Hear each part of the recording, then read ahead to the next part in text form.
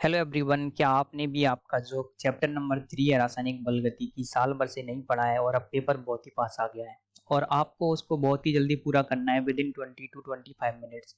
तो चलिए आज हम इस वीडियो में यही करने वाले हैं, पूरे के पूरे चैप्टर को क्विक रिवाइज करने वाले हैं 20 से लेकर के 25 मिनट के अंदर। तो सबसे पहले स्टार्ट करते हैं केमिकल काइनेटिक्स। तो सबसे पहली बात है कि केमिकल काइनेटिक्स क्या चीज़ है। तो सबसे पहले आपको यहाँ पर बता रखा है, केमिकल काइनेटिक्स की डेफिनेशन बता रखी है।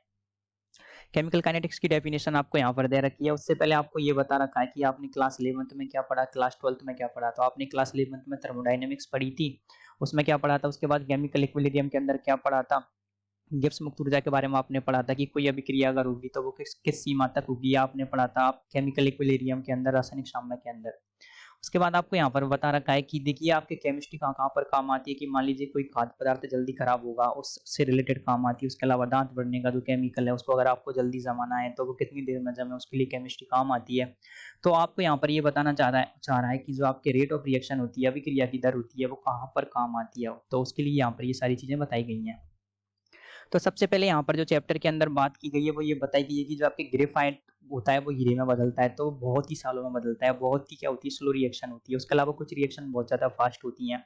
तो कोई रिएक्शन कितनी फास्ट है कितनी स्लो है उसका पता कैसे लगाया जाएगा। तो उसका पता लगाया जाता है आपके जो आपकी रेट ऑफ रिएक्शन होती है, जिसको आप बोलते हैं अभिक्रिया वेग। तो यहाँ पर क्या होता है, सबसे पहला जो टॉपिक आता है वो आता है आपके रासायनिक अभिक्रिया वेग। तो रासायनिक अभिक्रिया वेग को कैसे मापा जाता है, तो इसने सबसे पहले ये बताया कि वेग क्या होता है, ये क्या बताता है। हाँ, कोई रिएक्शन कितनी फास्ट है कितनी स्लो है ये कैसे बताता है। तो सबसे पहले इन्होंने बोला कि मान लीजिए कोई वाहन होता है, स्वचालित वाहन की गति का पता किस तरीके से लगाया जाता है। जैसे कोई कार है, कितनी फास्ट जा रही है कितनी स्लो जा रही है, इसका पता ऐसे लगाते हैं कि वो कितनी जल्दी जो डिस्टेंस है वो तय करती है, ट्रेवल तय करती है।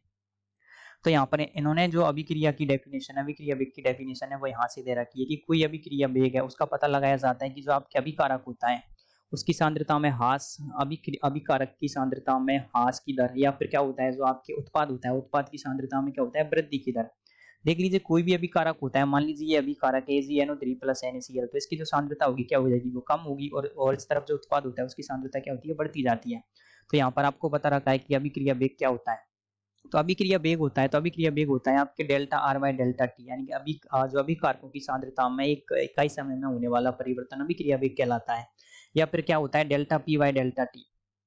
Delta P by delta T का मतलब है कि उत्पाद यानी प्रोडक्ट, उत्पादों की सांद्रता में एक समय के सापेक्ष इकाई समय में होने वाला परिवर्तन, वो क्या कहलाता है आपके, वो कहलाता है आपके अभिक्रिया वेग। और लेकिन जब आप इसको उत्पादों की सांद्रता के तौर पर लिखते हो तो यहाँ पर प्लस चिन्ह लगाया जाता है, और अभिकारकों की सांद्रता के तौर पर लिखते हो तो माइनस चिन्ह लगाया जाता है। तो यहाँ पर ये माइनस क्यों लगाया जाता है, क्योंकि जो अभिकारकों की सांद्रता है वो क्या हो रही है, वो कम हो रही है। तो कम होने की वजह से क्या हो जाएगा, यहाँ पर जो चिन्ह आएगा वो नेगेटिव आएगा। तो उस नेगेटिव को क्या करना है, मतलब संतुलित करने के लिए हम यहाँ पर लगा देते हैं, एक और माइनस का चिन्ह लगा देते हैं। तो यहाँ पर आपको कुछ रिएक्शंस के एग्जांपल्स दे रखे हैं, लोहे में जंग लगना, सुक्रोज का 170 ग्राम परिवर्तन होना, ये क्या है, कुछ फास्ट रिएक्शंस हैं। उसके बाद आपको बोला है कि यहाँ पे जो माइनस चिन्ह है, माइनस चिन्ह क्यों लगाया जाता है, इसलिए मैं आपको बता चुका हूँ ये माइनस चिन्ह क्यों लगाया जाता है, यहाँ पर प्लस चिन्ह क्यों लगाया जाता है। इसके बाद आपको ये बोला गया है कि जो आपकी अभिक्रिया की वेग, जो अभिक्रिया का वेग है, अभिक्रिया की दर जिसको आप बोलते हैं, अगर आप उसको तात्क्षणिक आर इंस्टेंटेनियस वेग निकालना हो तो क्या होता है, आपके जो अभिकारकों की सांद्रता और जो क्या होता है समय के मध्य जो ग्राफ होता है उसका क्या कर लेते हो, आप उसकी ढाल निकाल लेते हो, तो आपको क्या प्राप्त हो जाता है, तात्क्षणिक वेग प्राप्त हो जाता है। अगर उत्पाद हो, यहाँ पर अगर उत्पाद है और उत्पाद और समय के बीच में जो ग्राफ है तो भी क्या करोगे, आप उसकी जो ढाल निकाल लोगे स्लोप, तो क्या प्राप्त हो जाएगा आपको प्राप्त हो जाएगा जो अभिक्रिया का वेग है। चूंकि यहाँ पर क्या होता है, जो अभिक्रिया की जो स्लोप होती है वो नेगेटिव होती है, तो जो स्लोप का जो ढाल का नेगेटिव मान हो जाएगा वो आपको क्या प्राप्त करा देगा, ये आपको वेग प्राप्त करा देगा। तो देख लीजिए आप, उसके बाद आपको बोला है कि अभिक्रिया वेग की इकाइयां, अभिक्रिया वेग की इकाई क्या होती है, देख लीजिए अभिक्रिया वेग की इकाई होती है delta C by delta T. Delta C, तो सी क्या होता है यहाँ पे, सी का मतलब है कंसंट्रेशन। कंसंट्रेशन किस में निकाली जाती है, सांद्रता निकाली जाती है आपके मोल प्रति लीटर में, और समय किस में निकाला जाता है, सेकंड में। तो उसके हिसाब से इसकी जो मात्रा का जाता है वो आ जाता है मोल प्रति लीटर प्रति सेकंड। लेकिन मान लीजिए अगर अभिक्रिया क्या हो, गैस में हो तो क्या करोगे आप, देख लीजिए गैस, तो गैस किस में नापी जाती है, तो गैस की जो सांद्रता होती है वो निकाली जाती है एटीएम में, तो इसका जो मात्रक हो जाएगा वो जाएगा एटीएम सेकंड इनवर्स। तो आप समझ पाएंगे अभिक्रिया वेग की इकाइयां क्या होती हैं। तो यहाँ पर कुछ एक एग्जांपल दे रखे हैं, आगे आप उसको देख सकते हैं। तो इसके बाद में आपको दे रखा है कि मान लीजिए मुझे अभिक्रिया वेग जो निकालता हूं मैं, ये आर एवरेज क्या होता है, अभिकारकों की सांद्रता में परिवर्तन या फिर उत्पादों की सांद्रता में वृद्धि। और अगर मुझे क्या निकालना है, तात्क्षणिक निकालना है, तो तात्क्षणिक निकालने के लिए मैं क्या कर दूंगा, उसका अवकलन कर दूंगा, जिसको आप बोलते हैं अवकल समीकरण। देख लीजिए यहाँ पर क्या कर दूंगा मैं, उसका बहुत ही कम टाइम के लिए मुझे निकालना होगा, बहुत ही क्षण भर के लिए। तो अवतार क्षणिक अभिक्रिया वेग निकालने के लिए मैं क्या कर दूंगा, जो ग्राफ दिया रहेगा उसकी स्लोप निकाल लूंगा, ढाल निकाल लूंगा, या फिर क्या कर दूंगा, उसका अवकलन कर दूंगा। तो ये आपको यहाँ पर ये बताया गया है। तो यहाँ पर उसी से रिलेटेड एक एग्जांपल दे रखा है कि ये वाला जो ग्राफ है इसमें क्या करना है, आपको अभिक्रिया वेग निकालना है। तो किस तरीके से आप निकाल सकते हो, देख लीजिए। आपको मान लीजिए मेरे सामने एक मुझे रिएक्शन दे रखी है कि HGI प्लस Cl2 से मुझे प्राप्त हो रहा है HgCl2। तो वो मुझे अगर अभिक्रिया वेग निकालना है तो मैं क्या करूंगा, Hg की यानी कि जो इसकी मरकरी की सांद्रता में परिवर्तन निकाल सकता हूँ, हाँ, या फिर इसकी सांद्रता में परिवर्तन निकाल सकता हूँ, या फिर इसकी सांद्रता में परिवर्तन निकाल सकता हूँ। मुझे कोई भी एक वैल्यू प्राप्त हो तो क्या कर सकता हूँ, मैं अभिक्रिया का वेग निकाल सकता हूँ। लेकिन आगे आपको एक एग्जांपल दे रखा है कि अभी तो यहाँ पे इनके जो सबके स्टाइकोमेट्रिक गुणांक होते हैं, स्टाइकोमेट्रिक गुणांक हम सभी के एक एक हैं। मान लीजिए अगर ये डिफरेंट हो जाए, अलग अलग हो जाए, तो आप क्या करोगे, तो फिर हमको कुछ नहीं करना, जो इसका स्टाइकोमेट्रिक गुणांक है उसका क्या कर देना है, आपको उसका भाग दे देना है। इसमें क्या करेंगे, देख लीजिए यहाँ पर ये इसका जो स्टाइकोमेट्रिक गुणांक है 2, तो आप क्या करेंगे, अभिक्रिया का आपको वेग निकालना है तो क्या कर देंगे, इसके स्टाइकोमेट्रिक गुणांक का आप क्या कर देंगे, भाग दे देंगे। तो यही आपको यहाँ पर दिखाया गया है, इस जगह पर आप देख सकते हैं, जो यहाँ पर हमने नोट करा रखा है। तो इस तरीके से आप अभिक्रिया का वेग निकाल सकते हैं। लेकिन मान लीजिए ये तो हमारे क्या था, बिलियन में अभिक्रिया थी। अब गैस के लिए आप कैसे निकालोगे, तो गैस के लिए यहाँ पर आपको क्या बता रखा है, आंशिक दाब के समानुपाती होता है गैस की जो सांद्रता होती है। तो क्या निकाला जाता है, इसको आंशिक दाब में निकाला जाता है। और आंशिक दाब में निकालने के लिए आपको यहाँ पर एक बहुत ही बेहतरीन एग्जांपल करा रखा है। तो आप इस वाले सॉल्व एग्जांपल को सॉल्व करेंगे तो जिससे आपको पता लग जाएगा किस तरीके से अभिक्रिया का वेग निकाला जाता है। आगे आपको बता रखा है, देख लीजिए, अभिक्रिया के वेग, अगर हमने क्या कर लिया, अभिक्रिया का वेग तो निकाल लिया। अब अभिक्रिया के वेग को प्रभावित कौन कौन से कारक हैं जो उसको इफेक्टेड करते हैं, प्रभावित करते हैं। तो 3 चीजें उसको प्रभावित करती हैं। तो सबसे पहली बात है कि अभिकारकों की सांद्रता, दूसरी चीज है गैसों के संदर्भ में दाब आ जाएगा, और दूसरी चीज है ताप, और तीसरी चीज क्या होती है, प्रेरक। ये 3 चीजें क्या करती हैं, अभिक्रिया का जो वेग होता है उसको प्रभावित करती हैं। तो अब चलिए उसको देख लेते हैं। तो सबसे पहले सांद्रता की निर्भरता। सांद्रता की निर्भरता निकालने के लिए हम क्या करते हैं, अभिक्रिया का वेग होता है ना, उसको क्या करते हैं, हम अभिकारकों की जो सांद्रता होती है उसके पदों में निरूपित करते हैं। इसको आप बोलते हैं वेग नियम, अंग्रेजी में बोलते हैं रेट लॉ, या फिर इसको बोलते हैं आप वेग समीकरण, इसको बोलते हैं आप रेट इक्वेशन, या बोलते हैं वेग व्यंजक, रेट कांस्टेंट, कुछ भी बोल सकते हो आप। इसको कैसे निकाला जाता है इसको हम आगे पढ़ने वाले हैं, आने वाला है इसी चैप्टर के अंदर। आगे बोला आपको वेग व्यंजक एवं वेग स्थिरांक। तो ये रेट लॉ, रेट कांस्टेंट क्या होता है, तो रेट लॉ, रेट कांस्टेंट कुछ नहीं होता कि जो अभिक्रिया की सांद्रता होती है उसके अंदर क्या होता है, उसका जो वेग होता है, अभिकारकों की सांद्रता के पदों में अभिक्रिया के वेग का निरूपण आपके रेट लॉ या रेट कांस्टेंट कहलाता है। तो आपको यहाँ पर एक एग्जांपल दे रखा है कि मान लीजिए मेरे पास में A प्लस बी प्लस सी और डी बनाते हैं, और इनके जो सभी के मोल हैं वो क्या है, स्मॉल ए small B small C small D है। तो इसका जो वेग नियम है वो किस तरीके से निकाला जाएगा हमको पता नहीं है, तो हम निकाल लेते हैं कि ए की सांद्रता के x पर निर्भर करता है और बी की सांद्रता की घात y पर निर्भर करता है। तो ये जो क्या है, ए और बी बड़े कोष्टक में क्या है, सांद्रता को निरूपित करते हैं। एक्स और वाई क्या है, ये हम क्या करेंगे, ये प्रैक्टिकली निकाला जाएगा। तो आपको यहाँ पर बता रखा है कि किस तरीके से इसका जो वेग होता है, वेग हम पहले निकाल चुके थे, minus D by D T होता है कि ए की पावर एक्स बी की पावर वाई निकाला जाता है। और आपको यहाँ पर जो ये समीकरण प्राप्त हो रहा है इसको बोला जाता है अवकल वेग समीकरण। अवकली क्यों बोला जाता है, क्योंकि यहाँ पर ये जो हो रहा है ना minus D by D T, ये क्या होता है आपकी, ये अवकलन होता है, इसलिए इसको अवकल वेग समीकरण कहा जाता है। और यहाँ क्या होता है, एक समानुपातिक स्थिरांक होता है। तो यहाँ पर कुछ बातें इन्होंने बता रखी हैं कि आपको बोला है कि अवकल वेग समीकरण किसको कहा जाता है। तो यहाँ पे एक डेफिनेशन इन्होंने दिखा रखी है, वो ये है कि यह वेग नियम वह व्यंजक होता है जिसमें किसी अभिक्रिया के वेग को अभिक्रियकों की मोलर सांद्रता के पद पर कोई घातांक लगाकर व्यक्त करते हैं। अब वह किसी संतुलित रासायनिक समीकरण में अभिकर्मकों के स्टाइकोमेट्रिक गुणांक के समान अथवा भिन्न हो सकता है। तो मान लीजिए आपके पास में जो घातें आती हैं वो घातें क्या होती हैं, जो मेरे स्टाइकोमेट्रिक गुणांक है उनके बराबर हो सकती हैं या उनसे अलग अलग हो सकती हैं। तो आपको यहाँ पर एक एग्जांपल दे रखा है कि अभिक्रिया दे रखी है आपको, जो एनो वाली अभिक्रिया है आप देख सकते हैं। तो आप क्या करेंगे, यहाँ पर इसका जो वेग नियम निकालेंगे, तो वेग नियम हमको पता नहीं है, हम उसको क्या कर लेंगे, एक्स मान लेंगे और वाई मान लेंगे। अब ये जो एक्स की वैल्यू है और वाई की वैल्यू है वो कैसे निकाली जाएगी, इसको क्या करते हैं आप, लैब के अंदर एक्सपेरिमेंटली निकाला जाता है, प्रयोग के द्वारा निकाला जाता है, प्रयोग करके निकाला जाता है। आफ्टर प्रयोग के बाद में जो आपको आंकड़े प्राप्त होते हैं उनकी सहायता से हम निकालते हैं। तो यहाँ पर आपको जो आपकी बुक है उसके अंदर ऐसे बता रखा है कि पहले हम क्या करेंगे, इसके अंदर जो 2 सांद्रताएं हैं तो हम क्या करेंगे, पहले एक सांद्रता को क्या कर लेंगे, समान मान लेंगे। ऑक्सीजन की सांद्रता को मान लीजिए हम स्थिर रख लेंगे, एनो की सांद्रता में परिवर्तन करेंगे तो देखेंगे कि एनो के सापेक्ष किस तरीके से बदल रहा है। फिर बाद में क्या करेंगे, हम जो एनो की सांद्रता है उसको स्थिर रख लेंगे, फिर ऑक्सीजन की सांद्रता में चेंज करेंगे तो उससे पता लगाएंगे कि किस तरीके से जो इसकी सांद्रता के सापेक्ष ये चेंज हो रहा है। तो इस तरीके से आप क्या करते हैं, वेग नियम को प्रैक्टिकली लैब के अंदर एक्सपेरिमेंट के द्वारा निकाला जाता है। तो आपको यहाँ पर बता रखा है कि जो अवकल वेग समीकरण होता है उसको किस तरीके से निकाला जाता है, ये हम आपको यहाँ पर बता चुके हैं। तो ये क्या होता है, जो आपके क्या होता है, इसके जो स्टाइकोमेट्रिक गुणांक है उसके समान हो सकता है, या उससे भिन्न हो सकता है। तो यहाँ पर जो ये एग्जांपल दे रखा है नॉट सेम वाला, तो आप उसको देख सकते हैं। यहाँ पर जो वेग नियम है वो क्या है, इसके समान नहीं है। आप देखेंगे यहाँ पर CaCl3 की पावर 1 है, क्लोरीन की पावर 1 है, लेकिन यहाँ पर क्लोरीन की पावर 1/2 दे रखी है। तो आगे आपको बोला गया है कि वेग नियम को किसी संतुलित अभिक्रिया को देखकर प्रयुक्त नहीं किया जा सकता, यानी इसका निर्धारण सैद्धांतिक रूप से नहीं बल्कि क्या किया जाता है, प्रायोगिक रूप से यानी कि प्रैक्टिकली लैब में किया जाता है।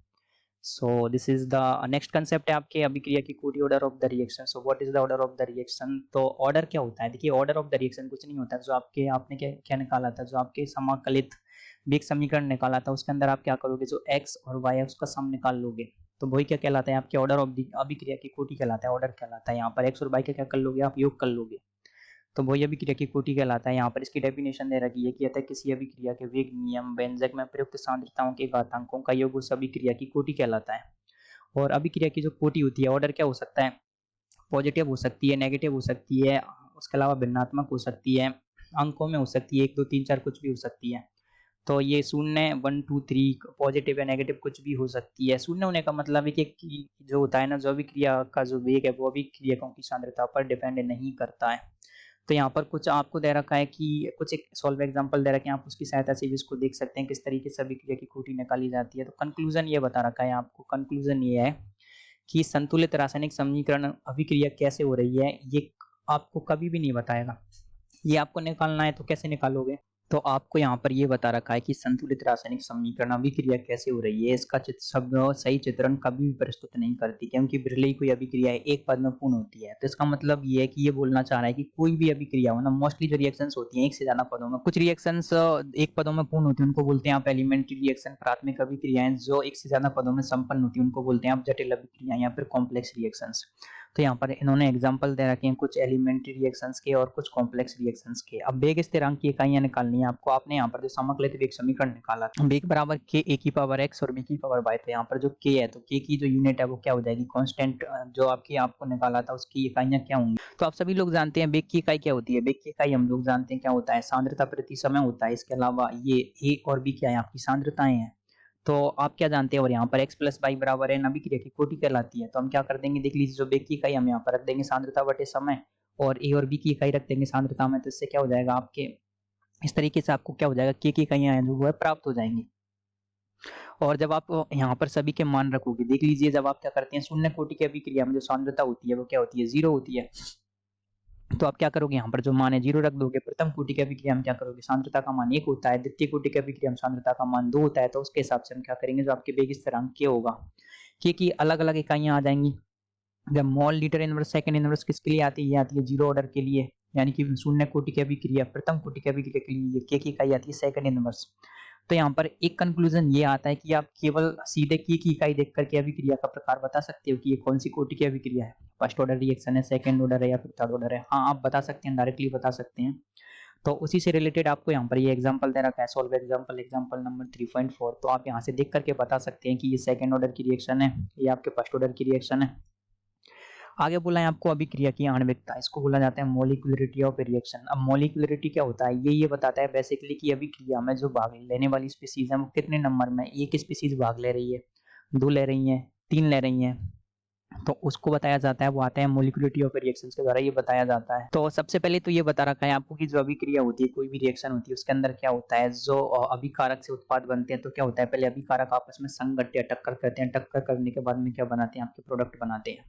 अगर आपके केवल एक ही अभिकारक हो और वो क्या क्या बना रहा हो, उत्पाद बना रहा हो, तो इसको बोलेंगे आप एक परमाणु का अभिक्रिया। अगर 2 उत्पाद भाग ले रहे हैं उसको बोलेंगे आप द्विपरमाणु अभिक्रिया। और अगर 2 से ज्यादा भाग ले रहे हैं इसको आप बोलोगे त्रिपरमाणु अभिक्रिया। और आगे ये भी बोला जा रहा है कि जैसे जैसे आपके जो परमाणुकता बढ़ती जाती है अभिक्रिया की, तो क्या होता है, आपके जो टक्कर होने की जो चांसेस होते हैं ना, वो क्या होते हैं, कम होते जाते हैं। तो उसकी जो जटिलता होती है वो क्या होती है, बढ़ती जाती है। इसीलिए आपको ऐसा बोला है कि त्रिपरमाणु के बाद में जो मोस्टली अभिक्रिया है, त्रिपरमाणु के बाद में होने की संभावना बहुत कम होती है, क्योंकि 2 परमाणु होंगे तो वो आपस में आसानी से टक्कर कर पाएंगे, लेकिन अगर 2 से ज्यादा हो जाएंगे तो क्या वो एक दूसरे के सामने नहीं आ पाएंगे और टक्कर होना क्या थोड़ा। तो आगे आपको बोल रखा है कि वे अभिक्रिया जिनके अंदर क्या होता है, 3 से ज्यादा परमाणु होते हैं, अभिकारक भाग लेते हैं, उसका मतलब ये है कि वो अभिक्रिया क्या होती है, एक से ज्यादा पदों में संपन्न होती है।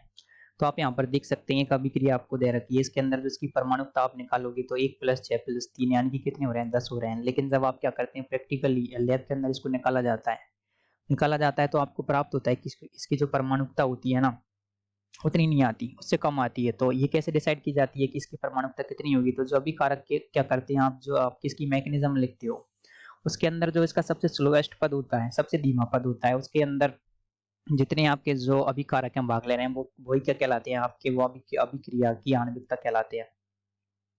तो आपको यहाँ पर एक एग्जांपल दे रखा है कि रिले दौड़ में जो सबसे धीमे दौड़ने वाला धावक होता है ना, उसी की वजह से टीम की जीत होती है, वो डिसाइड की जाती है। उसी तरीके से किसी भी अभिक्रिया की अगर आपको आणविकता निकालनी हो, और किसी भी अभिक्रिया की आणविकता निकालने के लिए जो उसका स्लोएस्ट पद होता है, जो उसका मध्यम, जो उसका सबसे मंद पद होता है ना, और उसका जो वेग समीकरण आता है, उसी से क्या करते हैं आप, अभिक्रिया की जो आणविकता है वो निकाली जाती है। तो देख सकते हैं आप यहाँ पर एक एग्जांपल दे रखा है, उसका ये स्लोएस्ट पद है, स्लोएस्ट टर्म है, उसी में इसका किया जा रहा है, उसकी जो अभिक्रिया की जो कोटि है, जो आपकी आणविकता है, वो वहां से निकाली जा रही है। तो आपको यहाँ पर कंक्लूजन दे रखा है। देखिए कंक्लूजन यहाँ पर आपको 3 कंक्लूजन है, दे वो सारे के सारे क्या है, इंपॉर्टेंट है, दे आर इंपॉर्टेंट। सो आपको बोला है कि अभिक्रिया की कोटि, कोटि यानी कि ऑर्डर, एक प्रायोगिक मात्रा यानी कि प्रैक्टिकली ये निकाला जाता है, तथा ये शून्य हो सकती है, भिन्नात्मक हो सकती है और नेगेटिव भी हो सकती है। परंतु अभिक्रिया की जो आणविकता होती है, जो आणविकता होती है वो क्या होती है, कभी भी नेगेटिव या फिर अपूर्णांक नहीं हो सकती। या तो ये 1 रहेगी, 2 रहेगी, 3 रहेगी, 4 रहेगी, क्योंकि मान लीजिए मेरे पास 1 अणु हो सकता है, 2 हो सकते हैं, 3 हो सकते हैं, लेकिन आधा अणु कैसे हो सकता है? आगे बोला है कि अभिक्रिया की कोटि प्राथमिक एवं जटिल दोनों प्रकार की अभिक्रियाओं पर लागू होती है, जबकि अभिक्रिया की आणविकता केवल प्राथमिक अभिक्रियाओं के लिए ही परिभाषित होती है। जटिल अभिक्रियाओं के लिए आणविकता का कोई अर्थ नहीं होता, क्योंकि जटिल अभिक्रियाएं होंगी तो क्या हो जाएगा, उसमें आणविकता डिसाइड नहीं कर पाओगे आप। आगे बोला है कि जटिल अभिक्रियाओं में कोटि सबसे मंद पद की दी जाती है, तथा सबसे मंद पद की आणविकता तथा कोटि समान होती है। This is the important. और ये तीनों की तीनों स्टेटमेंट बहुत बार नीट के एग्जाम में, जी के एग्जाम में सीधा सीधा यहाँ से स्टेटमेंट आता है और बच्चे यहाँ से गलत कर देते हैं। तो मैं चाहूंगा कि आप यहाँ से और कोई भी स्टेटमेंट आपके एग्जाम में आ जाए तो आप उसको गलत ना करें। देखिए अभी तक हमने अवकलित वेग समीकरण देख लिया था। इसके बाद नेक्स्ट टॉपिक है वो है आपके समाकलित वेग समीकरण। देखिए आपने तात्कालिक वेग तो निकाल लिया था, उसका अवकलन कर लिया था, लेकिन मान लीजिए मुझे किसी स्पेसिफिक टाइम पर निकालना हो, तो मुझे किसी स्पेसिफिक टाइम पर अभिक्रिया का वेग और स्थिरांक वगैरह निकालने हो, तो मैं कैसे निकालूंगा? उसके लिए मेरे पास एक विधि आती है, वो आती है आपके समाकलित वेग समीकरण। समाकलित वेग समीकरण हम क्या करेंगे, यहाँ पर अलग अलग समाकलित वेग समीकरण निकालेंगे। सबसे पहले आप निकालेंगे जीरो ऑर्डर की अभिक्रिया होगी, शून्य कोटि की अभिक्रिया, उनके लिए समाकलित वेग समीकरण निकालेंगे। तो आप यहाँ पर एक एग्जांपल दे रखा है आपको जीरो ऑर्डर के लिए। उसके बाद में यहाँ पर इन्होंने क्या कर रखा है, इन सबको निकालने के बाद इनके जो ग्राफ बना रखे हैं, y=mx+c की सहायता से इसको आपने y मान रखा है, यहाँ पर t को मान रखा है इन्होंने x अक्ष पर। तो इस प्रकार से y=mx+c से तुलना करने पर इनके ग्राफ क्या आएंगे, ये ढाल क्या आएगी, ये सारी की सारी चीजें यहाँ पर इन्होंने दे रखी है। तो ये क्या एक सरल रेखा का समीकरण है, जिसकी ढाल आ जाती है आपके -k के बराबर आ जाती है, और जो अंत्य खंड आ जाता है वो r0 के बराबर आ जाता है। तो यहाँ पर आपको दे रखा है, उसके बाद आपको दे रखा है शून्य कोटि की अभिक्रियाओं के जो कुछ एग्जांपल्स हैं। तो एग्जांपल्स क्या होता है, ये स्पेसिफिक चीजों में होती हैं। तो मोस्टली जो क्या होते हैं आपकी, जो धातु की सतह पर होने वाली जो प्रेरक वाली अभिक्रिया होती है, जैसे कि प्लेटिनम है, उसके अलावा रोडियम है आदि पे एंजाइम वाली अभिक्रिया होती है, वो शून्य कोटि की अभिक्रिया कहलाती हैं। आप देख सकते हैं अमोनिया का जो उत्प्रेरण है, ये क्या है, जीरो ऑर्डर की रिएक्शन है। उसके अलावा और भी रिएक्शंस दे रखी हैं, और ये ऐसा क्या होता है उसका रीजन यहाँ पर आपको दिखा रखा है, तो आप यहाँ से इसको देख लेंगे। आगे आपको एग्जांपल दे रखा है फर्स्ट ऑर्डर की रिएक्शन यानी कि प्रथम कोटि की अभिक्रिया है। इसके बाद आपको दे रखा है प्रथम कोटि की अभिक्रियाएं दे रखी हैं, उनका समाकलित वेग समीकरण यहाँ पर आपको निकाल के दे रखा है, और उसके साथ में उसका ग्राफ भी खींच रखा है y=mx+c से तुलना करने के बाद। तो आप यहाँ पर देख सकते हैं किस तरीके से उनका ग्राफ खींच रखा है, कुछ एक समीकरण इन्होंने निकाल रखे हैं, उनकी पूरी की पूरी जो प्रोसेस है आपको यहाँ पर लिख के दे रखी है। तो उसको मैं एक्सप्लेन करना ज्यादा नहीं समझूंगा, क्योंकि सारी की सारी यहाँ पर मैथमेटिक्स है, तो आप ये सारी की सारी चीजें कर लोगे। यहाँ पर क्या है, मोस्टली क्या होती है, जो लॉगरिथम होता है लॉग, उसकी प्रॉपर्टीज ज्यादा यूज में हो रही है, तो आप एक बार उनकी जो प्रॉपर्टीज है उसको ध्यान में रख लेंगे। तो यहाँ पर आपको दे रखा है कि किस तरीके से निकालोगे। मान लीजिए मेरे पास में मुझे 2 रिएक्शंस दे रखी हैं, उनके लिए अलग अलग टाइम पर क्या कर रखा है, उनका के भी दे रखा है, टी दे रखा है। तो मुझे किस तरीके से रिएक्शंस का के निकालना है, तो उसके लिए यहाँ पर आपको एक और प्रोसेस दिखा रखी है, किस तरीके से आप निकालोगे। तो के लिए आप क्या करते हैं, सीधा यहाँ पर आपको फॉर्मूला प्राप्त हो जाता है, के बराबर 2.303 T log r2 not bye r1। देख लीजिए आपको यहाँ पर r बराबर r0 टी की पावर माइनस के टी। सेम फॉर्मूला आपके आता है आपके जो क्लास 12 की फिजिक्स है उसके अंदर, जो आपके नाभिक चैप्टर होता है उसके अंदर आता है n बराबर n0 टी की पावर माइनस लैम्डा टी, जो कि आपके क्या होता है प्रथम कोटि की अभिक्रिया होती है, नाभिकीय विखंडन, उनके अंदर में ये क्या होता है काम में आता है। आप ये इस वाली चीज को आप यहाँ पर समझ पाए होंगे। सेकंड यहाँ पर आपको एग्जांपल दे रखा है कि कौन कौन सी रिएक्शंस होती हैं, वो क्या होती हैं, फर्स्ट ऑर्डर की रिएक्शंस होती हैं। तो यहाँ पर एथीन का हाइड्रोजन दे रखा है। उसके अलावा जो जितनी भी आपके नाभिकीय विखंडन होते हैं वो क्या होते हैं, सारे की सारे क्या होते हैं, फर्स्ट ऑर्डर की रिएक्शन होते हैं। उसके बाद में ये वाला एग्जांपल भी क्या है, आपके फर्स्ट ऑर्डर का एग्जांपल है, गैस ये वाला एग्जांपल है। जो मान लीजिए मेरे पास में जो अभिक्रियाएं वो क्या हो रही हैं आपके यहाँ पर किस में हो रही हैं, विलयन में हो रही हैं। लेकिन अगर गैस में हो तो किस तरीके से आप निकालोगे की वैल्यू, तो उसके लिए आपको यहाँ पर एक ये जो एग्जांपल दे रखा है ये दे रखा है, तो एक बार आप यहाँ पे इसको यहाँ से रीड कर लेंगे और उसके लिए सीधा सीधा जो सूत्र होता है वो डिराइव होकर कुछ इस तरीके से प्राप्त हो जाता है। तो आप यहाँ से इसको डायरेक्ट याद कर लो या फिर ऊपर से डिराइव करके आप देख सकते हैं। हाँ, नेक्स्ट कंसेप्ट है आपके वो है कि अभिक्रिया की अर्धायु। अर्धायु को बोलते हैं आपके हाफ लाइफ या हाफ टाइम। अब अर्धायु क्या होती है, मान लीजिए मेरे पास में एक अभिकारक है, मैंने 100 मोल लिया, तो वो टाइम जिस पर क्या हो जाता है, जो अभिकारक होते हैं उसकी जो कंसंट्रेशन होती है, प्रारंभिक सांद्रता होती है, वो आधी हो जाती है। तो वो क्या कहलाता है आपकी, उस टाइम को बोला जाता है कि अभिक्रिया की अर्धायु, यानी कि इसका जो पूरा जीवन काल है उसमें से आधा काल कहलाता है उसकी अर्धायु, हाफ लाइफ। हाफ लाइफ सभी के लिए अलग अलग होती है, जीरो ऑर्डर की रिएक्शन के लिए अलग होती है, फर्स्ट ऑर्डर के लिए अलग होती है। तो सबसे पहले हम क्या करेंगे, शून्य कोटि की अभिक्रिया के लिए जो आपके अर्धायु काल आता है वो आता है आपके आर नॉट अपन अपॉन 2 के। तो आप यहाँ पर देख सकते हैं कि जो आपको ये सीधा की सीधा जो मान है वो याद कर लेना है। आप कह सकते हैं कि शून्य कोटि की अभिक्रिया के लिए जो अर्धायु काल होता है उसकी प्रारंभिक सांद्रता पर निर्भर करता है। अब हम क्या करेंगे, फर्स्ट ऑर्डर की रिएक्शन होगी जो आपके प्रथम कोटि की अभिक्रिया के लिए आप क्या करोगे, अर्धायु काल निकालोगे। जो वैल्यू आप यहाँ पर रख दोगे, रखने के बाद में आप निकालोगे तो इसकी जो वैल्यू आती है वो आती है 0.693 अपॉन के। तो आप कह सकते हैं कि जो फर्स्ट ऑर्डर की रिएक्शन होती है उसके लिए जो अर्धायु काल होता है वो क्या करता है, उसकी प्रारंभिक सांद्रता पर बिल्कुल भी निर्भर नहीं करता, वो केवल उसके वेग स्थिरांक पर निर्भर करता है। तो मान लीजिए मुझे अगर के दे रखा हो तो मैं टी आप निकाल सकता हूँ, अगर मुझे टी आप दे रखा हो तो मैं के निकाल सकता हूँ। तो इस तरीके से आप फर्स्ट ऑर्डर की रिएक्शन में इन दोनों को सो जो चीजें मैंने बोली वो कंक्लूजन आपको यहाँ पर लिख के दे दिया जा चुका है, आप यहाँ से इनको समझ पाएंगे मैंने क्या क्या बोला। हाँ, आगे आपको देखिए आगे आपको यहाँ पर एक टेबल दे रखी है, टेबल में आपको बता रखा है कि जो कोटि है वो जीरो है, जीरो ऑर्डर है, तो आप उसका अवकलित वेग समीकरण क्या हो जाएगा, समाकलित वेग समीकरण क्या हो जाएगा, और उसके अलावा उसका जो स्लोप हो जाएगी, ग्राफ निकालोगे तो ग्राफ के अंदर क्या उसकी जो ढाल होगी वो क्या आ जाएगी, उसके अलावा उसकी अर्धायु क्या हो जाएगी, उसकी की इकाइयां वो क्या हो जाएंगी। जो जो हमने अभी तक पढ़ा है सारी की सारी चीजें आपको यहाँ पर इस टेबल के अंदर दिखा रखी हैं।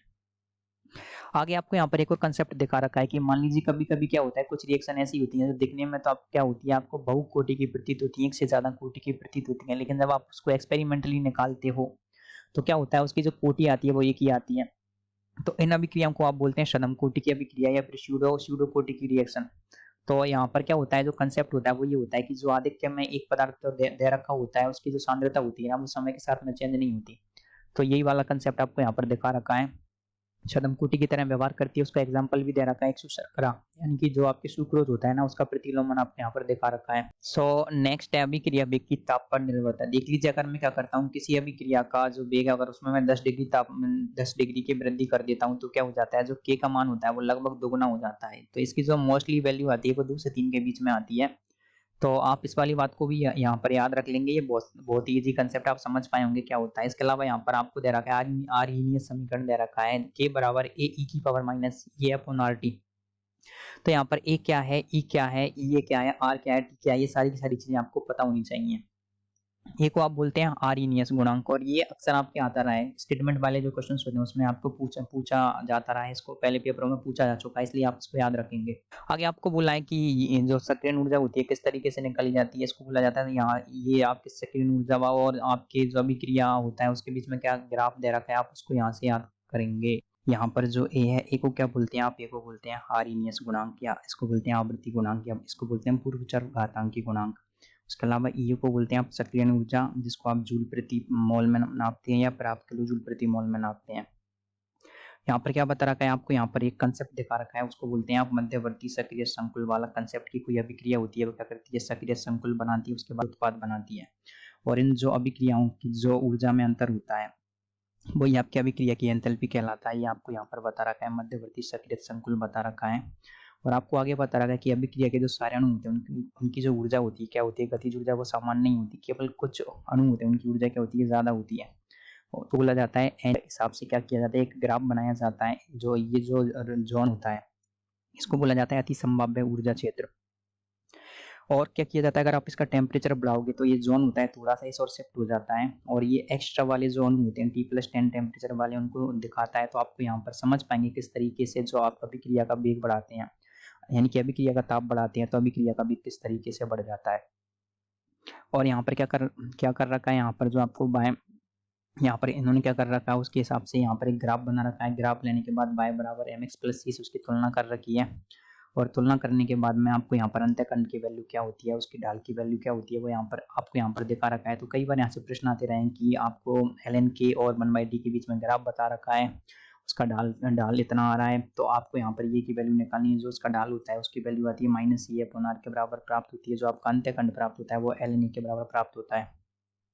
तो आप समझ पाए होंगे कि यहाँ पर किस तरीके से अगर आपको इनकी वैल्यू दे रखी हो क्वेश्चन में, तो किस तरीके से आप क्या कर सकते हैं, सारी की सारी चीजें निकाल सकते हैं।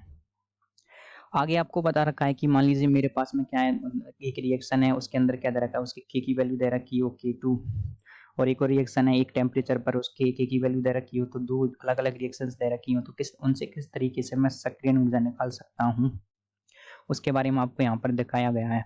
आगे आपको बता रखा है उत्प्रेरक का। तो सबसे पहले आपको बता रखा है कि उत्प्रेरक क्या होता है, उसके बाद में आपको बता रखा है कि जब ये उत्प्रेरक उल्टा काम करने लग जाए, यानी कि अभिक्रिया की जो गति है उसको कम करने लग जाए, तो उसको बोला जाता है संदमक बोला जाता है। फिर उसके बाद में आपको बता रखा है यहाँ पर एक ग्राफ से तुलना करके दिखा रखा है कि किस तरीके से उत्प्रेरक लगाने पर अभिक्रिया होती है और किस तरह से उत्प्रेरक नहीं लगाने पर अभिक्रिया होती है। तो आपको दे रखा है कि क्या होता है उत्प्रेरक, होता है क्या करता है, एक वैकल्पिक पथ प्रदान करता है अभिक्रिया को, यही आपको बता रखा है। और यहाँ पर कुछ एक स्टेटमेंट दे रखे हैं, आप देख सकते हैं स्टेटमेंट 1, स्टेटमेंट 2, और किस तरीके से उत्प्रेरक काम करता है उसके बाद। तो आपको दे रखा है कि उत्प्रेरक होता है वो अभिक्रिया की गिब्स ऊर्जा में परिवर्तन नहीं करता है।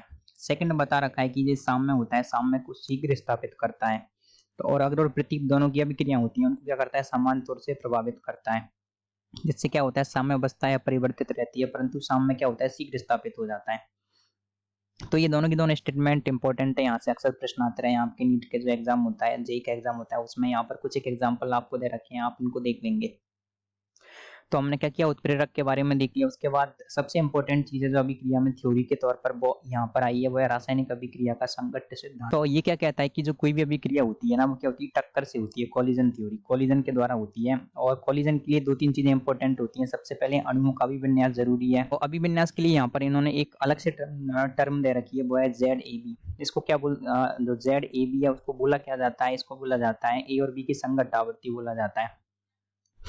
तो यहाँ से एक बार प्रश्न आया था नीट में, मुझे याद है कि ZAB को क्या बोला जाता है, इस तरीके से आया था। तो देख लीजिए यहाँ पर कुछ एक चीजें इन्होंने दे रखी हैं कि संघट्ट थ्योरी क्या होती है। संघट्ट थ्योरी में ये बता रखा है कि जो अभिक्रिया होती है उसको गोले माना जाता है, गोले, और वो आपस में एक दूसरे से टक्कर करते हैं। टक्कर करने के बाद में क्या होता है, उत्पाद बनते हैं, और जिन जिन उत्पादों से, यानी कि जिन टक्करों से उत्पाद बन पाता है उनको बोलते हैं प्रभावी संघट्ट बोलते हैं, और जिनसे नहीं बन पाता उनको अप्रभावी बोलते हैं। और सबसे मेन चीज दे रखी है इन्होंने कि जो क्या होता है, इसका जो भी विन्यास होता है ना, उस पर डिपेंड करते हैं जो अभिक्रिया से उत्पाद बनने की जो प्रवृत्ति होती है। यहाँ पर एक एग्जांपल दे रखा है, आप देखोगे यहाँ पर ये भी नेगेटिव चार्ज है, ये भी नेगेटिव चार्ज है, तो नेगेटिव के पास में नेगेटिव आएगा तो यहाँ पर क्या हो जाएगा, प्रतिकर्षण हो जाएगा। लेकिन आप देखोगे यहाँ पर ये नेगेटिव चार्ज है, ये और एक पॉजिटिव चार्ज है, तो क्या हो जाएगा, आकर्षण हो जाएगा। तभी विन्यास क्या करता है, बहुत ज्यादा मैटर करता है। तो आपको यहाँ पर दे रखा है कि एक और अन्य कारक होता है P, जिसको आप बोलते हैं प्रायिकता या प्रतिबिंब कारक। तो जो समीकरण हमने पहले निकाला था, जो आपके सक्रिय ऊर्जा का समीकरण, वो प्रॉपर आ जाता है K बराबर, यानी कि वेग बराबर PZAB e की पावर -CA/RT। तो इस तरीके से आप देख पाएंगे P क्या होता है, P को बोलते हैं आप प्रायिकता घनत्व, Z को क्या बोलते हैं A। आप जानते हैं E, ये क्या होता है, ये होता है आपके सक्रिय ऊर्जा, R होता है गैस कांस्टेंट, और T होता है आपके टेम्परेचर। तो आगे आपको दे रखा है कि संघट्ट सिद्धांत में क्या दो चीजें इंपॉर्टेंट होती हैं। सबसे मेन चीज होती है, एक तो होती है सक्रिय ऊर्जा, सेकंड होता है आपके उपयुक्त अभिविन्यास। और आगे ये बोला है कि इसके अंदर भी कुछ कमियां हैं। कमी क्या है, तो सबसे पहली बात है इन्होंने क्या कर रखा है, उनको कठोर गोले मान रखा है, और जो आपके संरचना वाले उनके जो पहलू है ना, उनको भी नकार रखा है। तो इस तरीके से आपका ये चैप्टर कंप्लीट हुआ। तो हमें कमेंट करके बताएं आपको ये चैप्टर कैसा लगा, और आप आगे कौन सा चैप्टर देखना चाहते हैं। So thank you guys, thanks for watching this video.